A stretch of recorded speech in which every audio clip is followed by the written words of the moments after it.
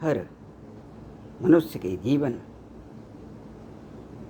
भूत भविष्य वर्तमान, रजोगुण तमोगुण सतोगुण, सुबह दोपहर शाम।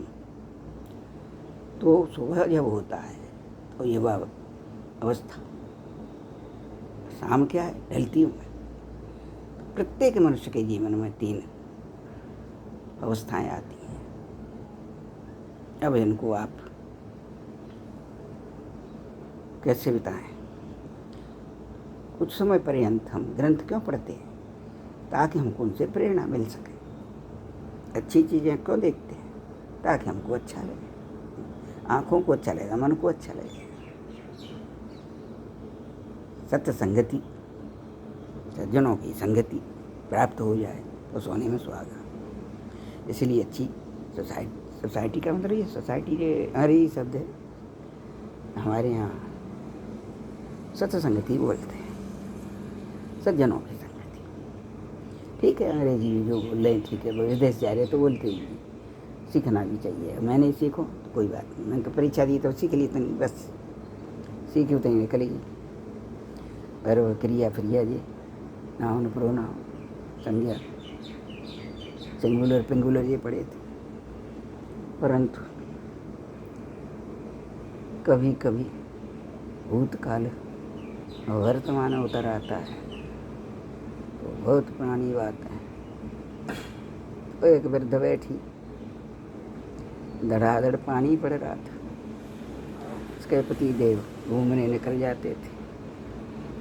लेकिन एक दिन उसने कहा कि आज मैं बैठी हूँ और मुझे डॉक्टर साहब ने हिदायत दी है कि 15 मिनट टहल के आना, चाहे थोड़ी देर है। और मेरे दुश्मन भी नहीं है बेचारे, मेरा दुश्मन तो आज तक कोई हुआ ही नहीं। कुछ भी कह दिया, किसी ने सुन लिया, मैंने कह दिया, उन्होंने सुन लिया। इस प्रकार से जीवन चक्र में हमारा उन्हें बुढ़िया वृद्धा का, बुढ़िया भी नहीं, बुढ़िया तो लोग जाते हैं तो बहुत हैं, सीधे चलते हैं। मन हुआ कि कभी हम प्रातःकाल उठ के ताजी सब्जी छौंक देते थे। घर का डाला हुआ अचार होता था, जो छिलका छीलते नहीं थे उसको, कुछ का छिलका जो होता है अचार का बहुत अच्छा रहता है। अब कच्ची अम्मियाँ मिली नहीं, हमें सो बनाते और ताजी भोजन बना के बच्चों के टिफिन देते थे, पति को कराते थे। इसके बाद बच्चे जाते, उनको छोड़ने जाते थे, बरसात होती थी, छोड़ने जाते थे। पति आ गए तो ले आए, नहीं आए तो लाने पड़ते, लाना चाहिए, कर्तव्य था। आज हम देख रहे हैं कि ये युवा युवतियों में ये हो रहा है कि वो ज़्यादा कर रहा है, मैं कम कर रही हूँ, वो कम कर रहा है, मैं ज़्यादा कर रही हूँ। ये तो धुन थी ही नहीं हमारे अंदर, अन्यथा हमारा तो जीवन विषाक्त हो जाता। जिसके पड़े वो कर लेता था। और ऐसा सोच करके उन्होंने सोचा कि कभी मैं भी अपने बच्चों को ऐसे करती थी। और मेरे बच्चे तेज आवाज में बोलना नहीं जानते थे, थोड़े बड़े हुए तो तेज आवाज भी सीखनी पड़ती है, क्योंकि माँ की आवाज़ जहाँ वो रहती थी वहाँ कोई बता सकता है। एक दीवार थी, चूहा भी जाए तो पता चल जाए, तो बता सकते हैं कितनी तेज बोलती, कि धीमी बोलती, कि मंद बोलती, या बच्चे कैसे। और उनके बच्चों को देख के दूसरे बच्चे सुधर गए। देख के उन्होंने बोला कि आप लड़की की लाइट जलती है तो हम भी कोशिश करते हैं, बुरा नहीं मानी, अच्छी बात। तो उठ करके वो उन्होंने अपने जो वस्त्र रखे कल शाम को पहरे, उनको पहन के उठ के चल दी। 15 मिनट टहल के यहाँ पानी पड़ रहा था।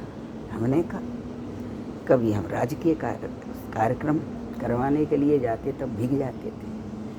इस को सोच करके उन्होंने अपना पैर रखा तो चल दी। ये राष्ट्रीय कार्यक्रम होते थे, उसमें हम जाते थे पानी भीगते हुए, और उस कार्यक्रम के लिए तैयारी करवाना, व्यवस्था करवाना, बहुत कुछ करना पड़ता था। और बच्चे अधिक होते थे, न तो बाबू होता था और न कोई सहायक होता था। कभी भेज दिया, कभी एक आध 2-4-6 महीना कोई भेज दिया, फिर कोई टिकता नहीं था उस गाँव में। तो ग्रामीण अंचल का आनंद लिया। सो हमने गाँव में बड़े हो गए तो हम जाने नहीं देते थे हमारे पिताश्री माताश्री।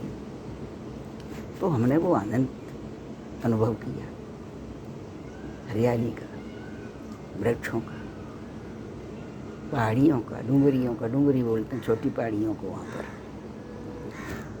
लेकिन कभी कभी नाले चढ़ जाते थे, तब हमको दिक्कत आती कि हम तैरना नहीं जानते थे। वो हमारी गलती। तो इस प्रकार से उनका जीवन बीता। वो उनकी गलती क्यों थी कि जब वो शिक्षा प्रारंभ करने गई तो वहाँ 5 रुपये महीना में तैरना सिखाती थी। उनके साथ ही लड़कियाँ सीख गई, पर वो नहीं गई, क्योंकि हमारे पिताश्री की आज्ञा के बिना हमने कुछ नहीं किया। तो गुरुवर थे, तो गुरुवर पिताजी से भी ज़्यादा कड़क। गुरु जी तो पिता तो थे ही, गुरु जी और कड़क थे, पैर रख नहीं सकते थे। उनकी जो बैठने की जो कोठरा था, कमरा होना बोलते, कमरा कोठरा बोलते हैं, बड़ा कमरा। वहाँ सोफा पड़े रहते थे, कुर्सियाँ पड़ी रहती थी। तो सामने कुर्सी रखते थे तो दरवाजे से निकल नहीं सकते थे। निकले तुरंत टोकते थे, कहाँ जा रही, पूछो उसको। तो हम निकल नहीं पाते, ऐसी जगह रहे। तो वो निकल करके हम अपने जीवन चक्र को याद किया। अरे मना, कभी हम डरे नहीं, क्योंकि ऐसी भूमि पे जन्म हुआ मेरा, जिसकी मिट्टी को भी खोद के ले जा रहे हैं, खड्डे हो रहे हैं उस भूमि के, दुर्लभ मिट्टी है, उस मिट्टी को ले जा रहे हैं, जिसको कहते हैं कि गांव है। गांव है, गांव वालों ने ही जितने आए थे आक्रमणकारी भगाने में सहयोग किया था, अपने धर्मपत्नी बच्चों को छोड़ करके। जब से लड़ी रहे बेचारे, तब हम बैठे हैं स्वतंत्र भारत में। अखंड दर्शनाय नमः। विचार प्रभाव बिलवन मानव जान गंवारिया। यस, नाम तो मेरा रावती है।